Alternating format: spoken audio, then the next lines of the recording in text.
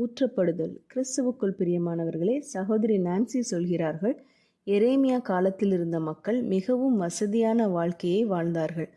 எரேமியா எழுதுகிறார், அவர்கள் ஒரு பாத்திரத்திலிருந்து மறு பாத்திரத்தில் வார்க்கப்படாமலும் அதன் வண்டல்களின் மேல் அசையாமலும் இருந்தார்கள். அந்த நாட்களில் திராட்சரசம் தயாரிக்கும் முறையில் திராட்சை சாறை ஒரு தோல் பைகளில் பல வாரங்கள் வைத்திருப்பார்கள். அந்த நேரத்தில் கழிவு அல்லது சக்கை கீழே தங்கும். பின்பு அந்த சாற்றை மற்றொரு தோல் பைக்குள் ஊற்றி அந்த கழிவுகளை அகற்றுவார்கள். இம்முறை அந்த கசப்பான கழிவுகள் முழுவதும் அகற்றப்படும் வரை மீண்டும் மீண்டும் செய்வார்கள். எரேமியா தன்னிச்சையாக சோம்பேறித்தனமாக வாழ்ந்த மக்களை அந்த கழிவுடன் நீண்ட நாட்களாக இருந்த திராட்சரசத்தோடு ஒப்பிட்டார்.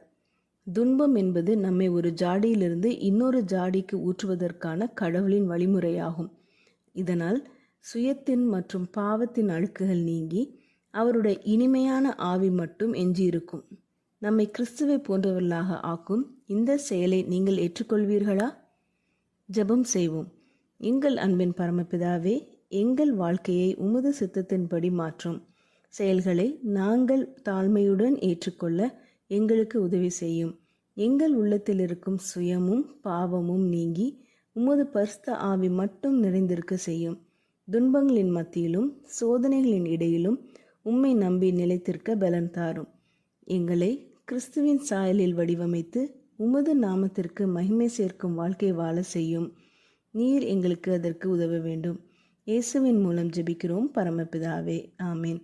இந்த மெசேஜ் 5 ஏப்ரல் 2024 நான்சி டிமாஸ் வோல்கமுத் அவர்களின் இயேசுவை தேடி என்ற புரோகிராமிலிருந்து எடுக்கப்பட்டது.